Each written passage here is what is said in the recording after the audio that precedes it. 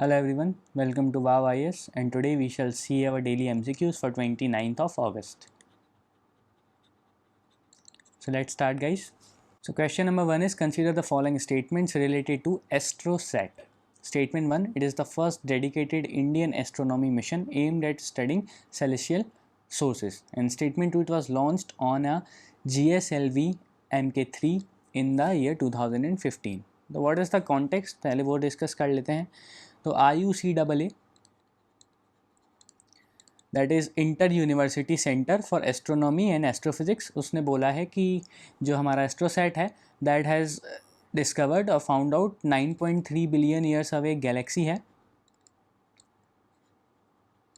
Sorry billion light years away galaxy है. Okay, उसमें से यूवी रेडिएशन जो आ रहा है उसको डिटेक्ट किया है एस्ट्रोसैट ने. Okay, now this AstroSat is the first dedicated Indian astronomy mission aimed at studying celestial sources. So this statement is correct guys. Statement 2, it was launched on a GSLV Mk3 in the year 2015. This statement is incorrect. ये launch किया गया था PSLV, that is the Polar Satellite Launch Vehicle XL, on 28th of September 2015. तो जो दूसरा statement है वो गलत है. Now what is the purpose of AstroSat, तो ये मल्टी वेवलेंथ स्पेक्ट्रम में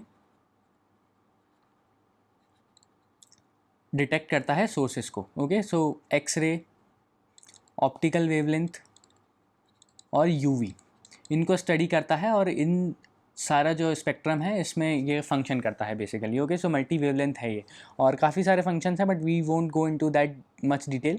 सो आंसर है हमारा A1 only. Now we shall move forward. Question number 3 is consider the following statements with respect to Edakkal caves.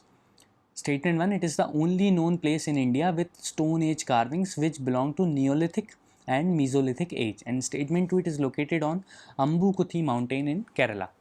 So जो कॉन्टेक्स्ट है न्यूज़ का वो ये है कि गवर्नमेंट ने एक 9 मेंबर पैनल कॉन्स्टिट्यूट किया है to assess the present status of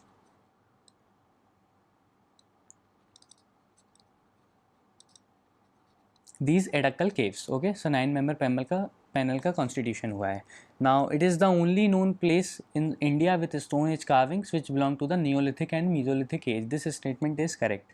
remember, stone age की कार्विंग्स की बात हो रही है, जिसको रॉक पे जो ओकेरन होती है उसकी बात हो रही है, और पेंटिंग्स की बात ये नहीं हो रही है. तो आपको नियोलिथिक और मीजोलिथिक पेंटिंग्स जो हैं वो ज़रूर कहीं कहीं मिल जाएंगी, जैसे भीमबेटका है और भी काफ़ी सारी जगह हैं, बट कार्विंग्स नहीं मिलेंगी. तो this is specially talking about the carvings.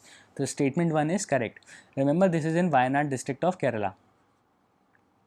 Okay, Wayanad district, and these are timed around 6000 BC, क्योंकि तभी जो स्टोन एज थी तभी थी, तो 6000 BC में इसका जो टाइमलाइन है. Now statement 2, it is located on Ambukuthi mountain in Kerala. This statement is also correct guys. Okay, तो आंसर है हमारा C, both 1 and 2.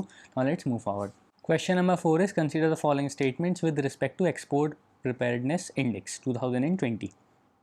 Statement 1, it was released by Niti Aayog in partnership with the Institute of Competitiveness. Statement 2, it is the first report to examine export preparedness and performance of Indian states. And statement 3, Bihar has topped the index followed by Gujarat, Maharashtra and Tamil Nadu. So basically जो नीति आयोग ने export preparedness index निकाली है that is in partnership with the institute of competitiveness, यही इसका context है. तो पहला statement जो है हमारा that is correct. Okay, now it is the first report to examine export preparedness and performance of Indian states. ये स्टेटमेंट भी सही है. इंडियन स्टेट्स की एक्सपोर्ट परफॉर्मेंस को एसेस करने वाली ये इकलौती रिपोर्ट है. ओके, और दूसरी चीज़ ये है कि इट हैज़ 11 सब पिलर्स, तो वो हम सब पिलर्स डिस्कस नहीं करेंगे but still. Okay, so it has 11 सब pillars. Now third is Bihar has top the index followed by Gujarat, Maharashtra and Tamil Nadu. This statement is incorrect. Okay, Bihar ने टॉप नहीं किया है, सबसे ओवरऑल टॉप किया है गुजरात ने, then Maharashtra and then Tamil Nadu. फिर जो लैंड लॉक्ड हैं, हमारे जो लैंड लॉक स्टेट्स हैं, लैंड लॉक स्टेट्स, उसमें सबसे पहले नंबर आता है राजस्थान का, फिर आता है तेलंगाना और उसके बाद आता है हरियाणा. ओके, इसके बाद हम अगर हिल स्टेट्स की बात करें तो हिल स्टेट्स में सबसे पहले है उत्तराखंड, फिर उसके बाद है त्रिपुरा एंड देन हिमाचल प्रदेश. और अगर हम यूनियन टेरिटरीज़ की बात करें तो सबसे पहले आती है NCT, that is the national capital territory of Delhi. फिर उसके बाद है Goa and then Chandigarh. Okay, so the answer is A, 1 and 2 only, guys. Okay, तीसरा statement incorrect है. Now let's move forward. Question number 5 is consider the following statements with respect to Archaeological Survey of India, ASI. Statement 1, it aims to maintain archaeological sites, ancient monuments of national importance. By common sense you can say this statement is correct. Okay, इसमें कुछ logic नहीं लगाना है. It can take up conservation projects only in India, तो this statement is incorrect. अगर आप newspapers follow करते हैं तो आपने एक न्यूज़ पढ़ी होगी कि कंबोडिया में तापरोम एक साइट है कंबोडिया में, इसका भी जो कंजर्वेशन प्रोजेक्ट था that was taken up by archaeological survey of India. Now statement 3, it functions under the aegis of union ministry of culture. This statement is correct, guys. Now which of the statements are incorrect, तो हमारा जो दूसरा statement है B, 2 only, that is incorrect. बाकी दोनों statement जो हैं वो सही हैं.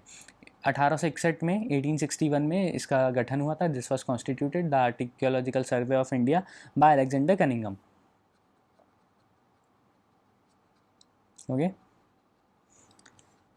Alexander Cunningham. अब दो स्पेसिफिक एक्ट्स हैं. First is the ancient monuments and archaeological sites and remains act of 1958 and second is the antiquities and art treasure act of 1972. तो इन दोनों एक्ट्स में जितने भी प्रोविज़न है उसको जो फॉलो करता है that is the archaeological survey of India. मतलब इनमें जो भी प्रोविजंस हैं उसकी जो रिस्पॉन्सिबिलिटी है that is with the archaeological survey of India. So इसी के साथ हमारा आज का MCQ खत्म होता है, guys. I hope you liked it. We'll meet tomorrow. Thank you and please don't forget to subscribe to our YouTube channel and press the bell icon for any further update. Thank you.